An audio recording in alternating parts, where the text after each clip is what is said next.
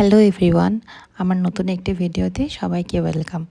আশা করি আপনারা সবাই ভালো আছেন আর আপনাদের আশীর্বাদ ও ভালোবাসায় আমিও খুব ভালো আছি। আমরা যারা কলকাতায় থাকি তারা আমরা বাইরে ঘুরতে তো খুব ভালোবাসি। পাহাড়ে বা সমুদ্রে ঘোরার নাম শুনলেই আমরা খুব আনন্দ পাই। কিন্তু কলকাতার যে জিনিসগুলো আছে সেগুলো আমাদের বছরে হয়তো একবার দেখা হয়। কিছু কিছু জায়গা তো 2 বছরে একবার দেখা হয়, বছরেও দেখা হয় না। এই যেমন আমি আমার কথাই বলি, ইকো পার্ক বছরে একবার যাওয়া হয়। আর এবছর যাওয়া হয়েছে বোনের জন্য।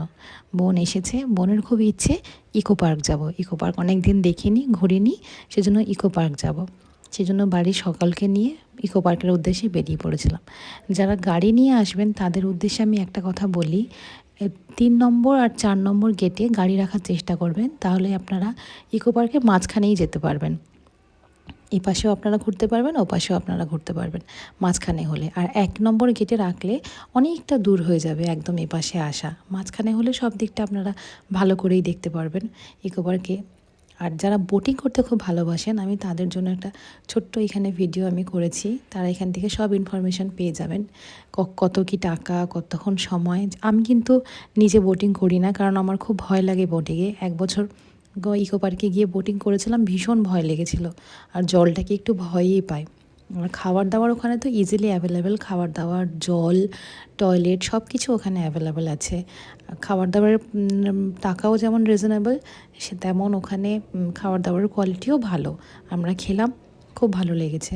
সাইক্লিংটাও ওখানে বলে রাখি, ওরা আধ ঘন্টার জন্য 150 টাকা চার্জ নেয়, কিন্তু 500 টাকা ডিপোজিট করতে হয়। যখন আপনারা ওরা যে টাইমটা বলবে সেই টাইমের মধ্যে সাইকেল ফেরত দিয়ে দিলে আবার ওরা বাকি 350 টাকা দিয়ে দেবে আপনাদেরকে ফেরত, বাকি টাকা 200 টাকাটা কেটে। তো দেখো, আমার বোন, হাজব্যান্ড আর মাম্মাম 3 জনে সাইকেল নিয়ে বেরিয়ে পড়েছে সাইকেল চালানোর উদ্দেশ্যে। সাইকেলটা নিয়ে ঘুরলে ইকো পার্কটা অনেক বড়, তো সেই জন্য খুব ভালোভাবে ঘোরা যায়। নাহলে হেঁটে ঘুরতে গেলে পা তো ব্যথাই হয়ে যাবে। তাও আমরা হয়তো হেঁটে পুরোটা ঘুরতে পারবো, কিন্তু যেহেতু মাদেরকে নিয়ে গেছিলাম, মারা তো এত হাঁটতে পারবে না। ওই জন্য আমি বললাম, তোমরা যাও, তোমরা সাইকেল নিয়ে ঘুরে আসো। বোন যেহেতু দেখেনি ইকো পার্কের পুরোটা কোনো দিন, ওই জন্য বললাম তোমরা সাইকেলে ঘুরে আসো। আর মাম্মামের খালি প্রশ্ন, আমার সাইকেলে প্যাডেল নেই কেন, আমি কি করে প্যাডেল করব। ওখানে বাচ্চাদেরকে এখানে যে সাইকেলে মানে ওরা যে এই ব্যবস্থাটা করেছে, এটাই খুব ভালো, বাচ্চারাও চড়ে একটু আনন্দ মজা পাবে। আর বোন আসা মানে আমার মাম্মাম তো বোনের কাছেই সবসময়। ওখানে গিয়েও দেখো বোনের কাঁধে উঠে পড়েছে। চলো আজকের মতো